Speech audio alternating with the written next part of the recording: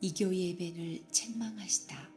음행과 묵은 포도주와 새 포도주가 마음을 빼앗느니라. 내 백성이 나무에게 묻고 그 막대기는 그들에게 고하나니 이는 그들이 음란한 마음에 미혹되어 하나님을 버리고 음행하였음이니라. 그들이 산 꼭대기에서 제사를 드리며 작은 산 위에서 분향하되 참나무와 버드나무와 상수리나무 아래에서 하니 이는 그 나무 그늘이 좋음이라. 이러므로 너희 딸들은 음행하며 너희 며느리들은 간음을 행하는도다. 너희 딸들이 음행하며 너희 며느리들이 간음하여도 내가 벌하지 아니하리니 이는 남자들도 창기와 함께 나가며 음부와 함께 희생을 드림이니라. 깨닫지 못하는 백성은 망하리라. 이스라엘아, 너는 음행하여도 유다는 죄를 범하지 못하게 할 것이라.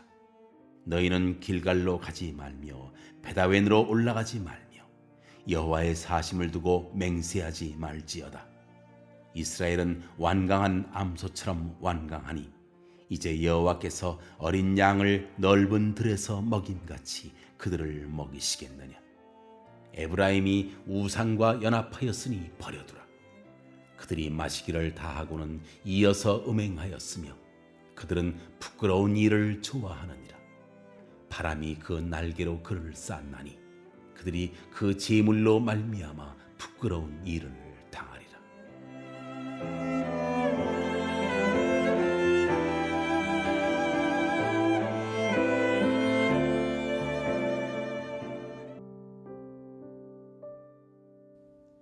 아멘. 오늘의 말씀은 마음을 지키라 라는 제목으로 이 새벽의 말씀을 함께 묵상하길 원합니다.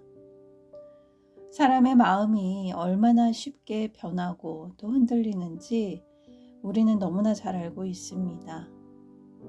그리고 오늘날 이 시대에는 넘쳐나는 유혹거리가 우리를 흔들고 있습니다.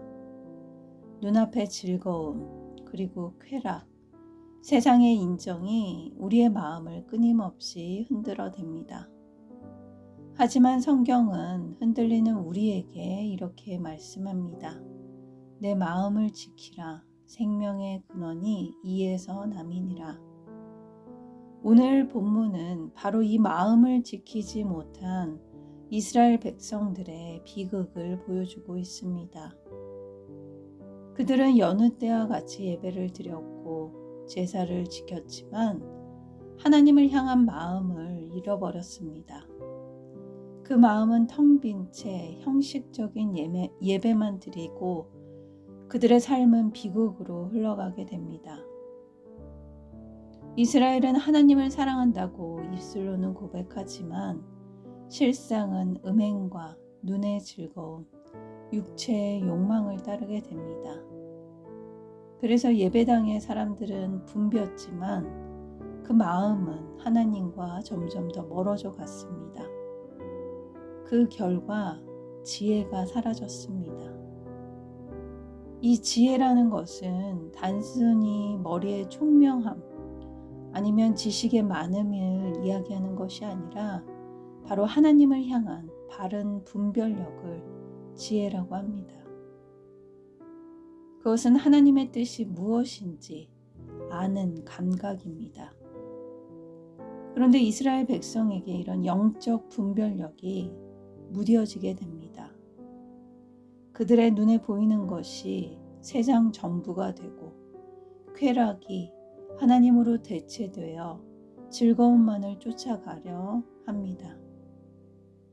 결국 우상 앞에서 절하며 이것이 나를 이 어려움에서 이 고난 가운데 구해 줄 것 같다고 외칩니다. 오늘 우리 시대도 똑같은 일이 반복적으로 일어나고 있습니다. 하나님보다 더 강하게 우리를 이끄는 수많은 유혹들이 있습니다. 이것만 있으면 나는 살 것 같다. 이것만 해결되면 나는 행복하고 구원받을 것 같아. 성공, 인정, 편안함, 욕망과 탐욕이 우리의 마음을 빼앗고 있습니다. 우리의 마음을 지키지 않으면 그 그 신앙은 서서히 무너집니다. 한 번에 급작스럽게 무너지는 것이 아니라 우리도 모르는 사이에 조용히 서서히 영혼이 무뎌지고 감각이 둔감해지고 말씀이 들리지 않게 됩니다. 그래서 죄는 몸보다 먼저 마음을 부패시킵니다. 이스라엘 백성들은 몸으로는 여전히 예배에 철저한 그 신앙생활을 계속했습니다. 여전히 예물을 들고 제사를 드리고 하나님께 나아갔지만 하나님은 그것을 전혀 반기지 않으셨습니다. 그들의 제사에 마음이 빠졌기 때문입니다. 입술로만 주여 주여 하지 그들의 삶에서는 하나님을 부르짖지 않았습니다. 우리도 이런 모습을 경계해야 합니다.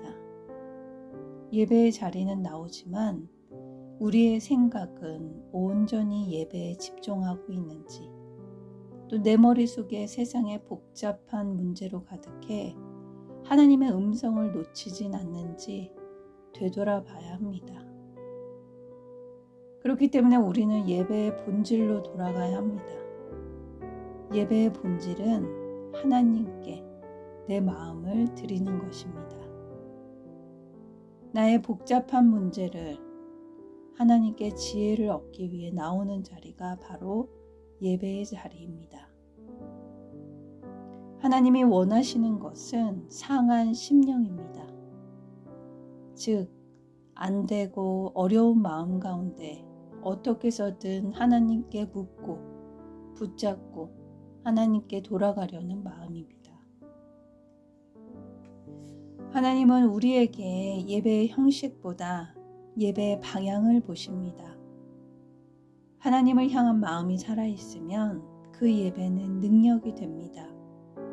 그러나 그 마음이 떠나면 그 예배는 아무리 화려하고 성대해도 공허한 예배로 남게 됩니다.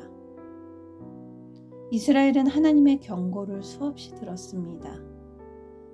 수많은 선지자가 또 예언자들이 말했지만 그들은 듣지 않았습니다.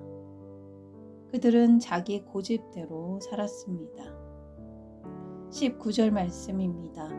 바람이 그 날개로 그를 쌌나니 그들이 그 재물로 말미암아 부끄러운 일을 당하리라. 이 말씀은 결국 하나님이 그들의 고집을 그대로 내버려 두셨다는 말입니다. 그들이 원하는 대로 살게 하십니다. 이것이야말로 가장 큰 하나님의 심판입니다. 기도에도 응답이 없고 말씀이 들리지 않으며 양심이 아무것도 느끼지 못할 때 그것은 이미 영혼이 깊이 병든 상태입니다. 하나님은 지금도 우리의 마음을 두드리고 계십니다. 내 마음을 내게 돌이키라. 하나님은 완벽한 예배 행위보다 우리의 돌아오는 마음을 원하십니다. 호세아 시대의 비극은 그들이 죄를 몰라서가 아닙니다. 그들의 마음을 지키지 않았기 때문입니다. 오늘 우리에게 필요한 신앙의 회복은 대단한 열심과 열정보다 우리의 마음을 새롭게 하는 일입니다. 다시 말씀 앞에서 내 마음을 점검하고 하나님을 향한 사랑을 다시 회복하고 형식이 아닌 진심으로 예배드리는 것입니다. 오늘 말씀은 우리에게 이렇게 묻습니다. 너는 무엇에 마음을 빼앗겼느냐? 너의 고집으로 하나님의 음성을 가리고 있지는 않느냐? 오늘 우리의 마음을 다시 하나님께 돌리기 기도합니다. 주님은 여전히 우리의 이름을 부르고 계십니다. 돌아오라, 내 마음을 내게 주라.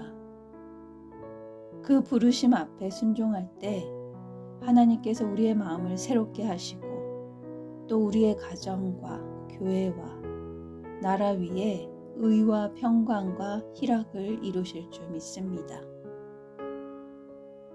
사랑의 하나님, 오늘 말씀을 들려주시니 감사합니다. 하나님보다 세상의 즐거움과 또 사람들의 인정과 높임과 쾌락을 더 즐겨 했습니다. 주님의 이름을 주여 주여 부르면서도 세상의 가치에 더 마음 두었던 이 연약한 죄를 용서하여 주시옵소서. 말씀을 아는 지식이 머리에만 머물지 않고 삶 속에서 순종과 사랑으로 드러나길 원합니다. 우리의 언어가 판단이, 선택이 주님을 닮아가길 기도합니다. 그래서 세상 속에서 복음의 향기를 전하는 증인으로 세워주시옵소서. 오늘 다시 말씀을 붙잡고 주님께 돌아가려 합니다. 인도하여 주시옵소서. 감사드리며 예수님의 이름으로 기도드립니다. 아멘.